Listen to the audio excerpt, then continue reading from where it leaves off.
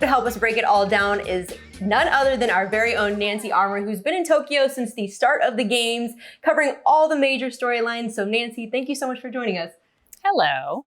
The storyline of the Olympics, as you know, has been an emotional roller coaster when it comes to the women's gymnastics team.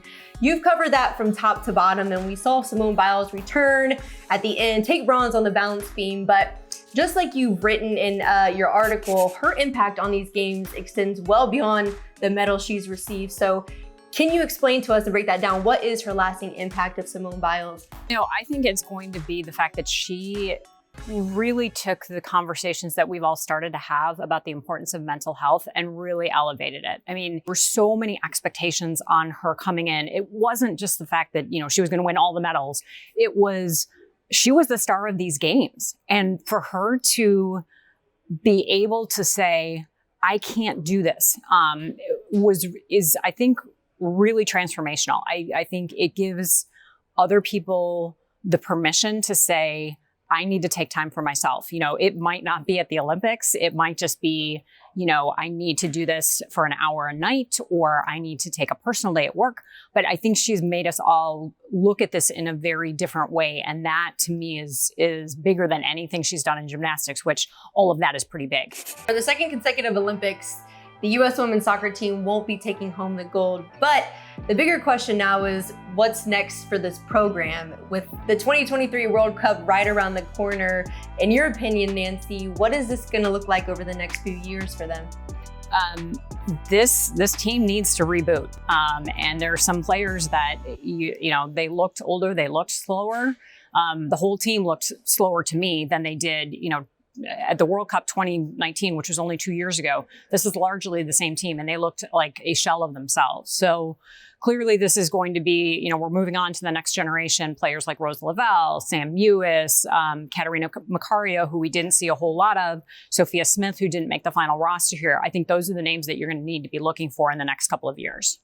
Now, Nancy, sadly, we've seen this Team USA loss turn political. So what are your thoughts on the trolls on the internet cheering for their downfall and trying to use this loss to delegitimize the stances that they've taken throughout the past year and all the things that they're fighting for as a team? Trying to choose my words carefully here because I'm guessing that we're PG-13. If you want to call yourself a patriot and wrap yourself in the flag and then say that you're rooting against the American team, I got news for you. You're not a patriot. You're not an American. One of our founding principles, or one of our founding values, is peaceful protest and the ability to say what you believe in. And all of these people who I get emails saying, oh, they should move to North Korea or China. You want them to stifle themselves. That is exactly what they do in authoritarian regimes. So all of you people thinking that you're flexing on these teams for speaking out and asking our country to be better, you don't believe in what America believes in. So step off. Thinking about the Olympics overall, Nancy, this one, as you know, has been anything but normal. And seeing how this is the 13th Olympics you've covered, what will you be taking away from these extraordinary games, and how will they be remembered for you? I think two things, and I've thought about it a lot the last couple of days. One is, had these games been held under normal circumstances, they would have been tremendous. They would have rivaled London and Sydney, and probably Barcelona. I wasn't at Barcelona, but the best summer games that there've been. The venues are incredible. Everything is running seamlessly. And so it just makes me really sad that so much money was spent, and the Japanese would have just loved to have really been a part of these games, and they haven't been able to.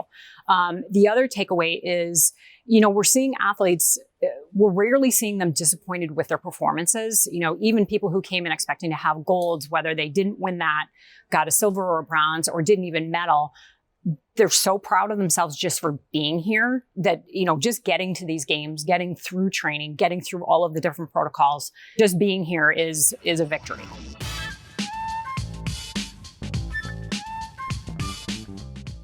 Hey sports fans, if you want to watch more sports seriously, be sure to check out these clips right here. And make sure you're subscribed to the channel to see all the great content from us here at USA Today Sports.